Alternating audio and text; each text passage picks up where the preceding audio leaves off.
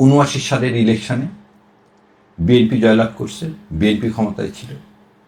86 এবং 88 সালের নির্বাচনে জাতীয় পার্টি জয়লাভ করছে, এরশাদ সাহেব সে সময় ক্ষমতায় ছিল। 2013, 18 এবং 24 এই তিনটে ইলেকশনে আওয়ামী লীগ ক্ষমতায় ছিল, আওয়ামী লীগ জয়লাভ করছে। সো এই যে সিস্টেম, যে ক্ষমতায় থাকবে তার অধীনে যদি কোনো নির্বাচন হয়, সেই নির্বাচন কোনোদিন ফ্রি ফেয়ার হবে না।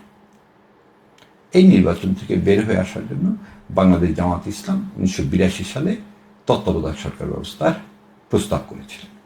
এবং আমরা জানি 1990 সালে 6 ডিসেম্বর এরশাদ সাহেব পদত্যাগ করলেন। তত্ত্বাবধায়ক সরকারের অধীনে একটি নির্বাচন হলো, সেই নির্বাচনে বিএনপি জয়লাভ করলেন। আবার 1996 সালে বিএনপি সংবিধান সংশোধন করেন এবং তত্ত্বাবধায়ক ব্যবস্থা সংবিধানে অন্তর্ভুক্ত করেন। এবং তারপর থেকে 96 সালে যে ইলেকশন হয় সেটা তত্ত্বাবধায়ক সরকার আন্ডারে হলো। 96 জুন সালে, জুন মাসে 2001 সালে যেটা হলো সেটাও তত্ত্বাবধায়ক সরকার। এখন এই তত্ত্বাবধায়ক সরকারের আমলে যে ইলেকশনগুলো হলো, সেগুলোতে যারা পার্লামেন্টে গেলেন তারা কি সংখ্যাগরিষ্ঠ মানুষের প্রতিনিধিত্ব করছেন?